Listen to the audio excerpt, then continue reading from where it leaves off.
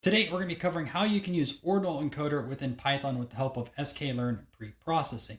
Now, essentially what this allows you to do is change ordinal categorical data into numbers. And why this is important is when you run machine learning models, you can't use categorical data. Now, I mentioned ordinal data. If you're not too familiar with ordinal data, that is categorical data with kind of like a hierarchy associated with it. So think of something like a type of degree.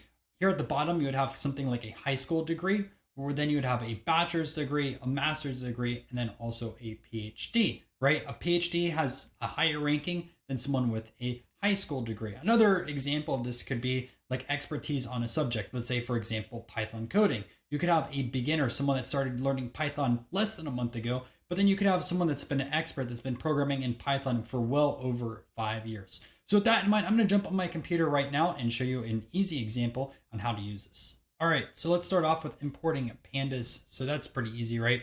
Import pandas as PD. And every time I create a new cell, by the way, I'm just doing Shift Enter. So it runs the one above and creates a new one down below.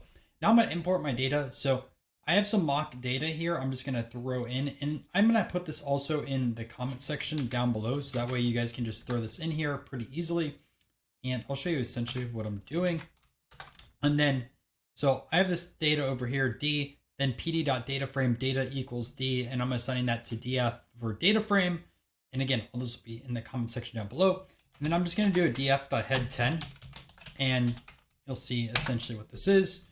So what I wanted to build out is the sales for different stores and cities, and then base it off of the size. So like, for example, this is a sales volume. We have the city of Tampa, and then the store size is small. So we have small, medium, large, Orlando, Jacksonville, Miami, different cities throughout Florida. So if you watch the intro, we're going to be working on ordinal data. We have two different types of categorical data here. We have one that's going to be nominal and one that is also ordinal. So we have city and size. Take for a second and think which one we'll be using. And then, all right, so what we are going to be using is size. So this is ordinal because there's an inherent ranking behind it, right? Small, medium, and large. There's no ranking for these specific cities, and that is why we're going to be using size. So the first thing that you're going to want to do is see all the different unique values. Since we are going to have to put them in order, if you don't specify an order, it takes a look at ABC order, and I want to specify the order. So the way that you do that in Pandas is really easy. So all you have to do is df, we put size, and then you just put .unique like this.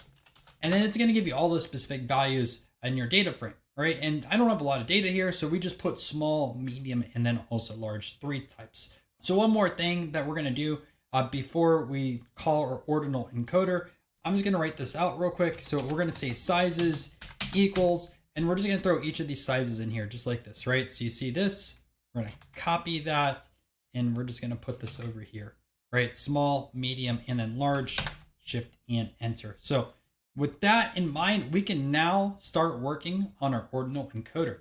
So from sklearn.preprocessing, we're going to say import Ordinal Encoder, right? Capital O, capital E. Then what we're going to be doing is saying enc equals, for an enc, just I'm putting for as encoder, or you can just put OE. Either way, I'm going to say Ordinal Encoder like this. And then inside over here, if you remember earlier, we defined small, medium, and large. We're just going to say categories equal. And then inside over here, we're going to put sizes. Again, that's really important because that will allow us to define small as the first, medium as the second, large as the third. Otherwise, it's going to be an ABC order, which if you look at these, S, M, and also L, right? So you would have large 1, medium 2, and small 3 in that specific order. I'd rather have it the other way. So again, that's why we define this over here. So Shift and Enter on that side of things. And then like everything else in sklearn, or majority of stuff I should say, you're going to have to fit it. So we're going to enc.fit transform. And then inside over here, we're going to have to define what we're transforming. Now we're going to be taking a look at size. So just put our data frame over here. We're going to put this, and we're going to put size in the inside over here.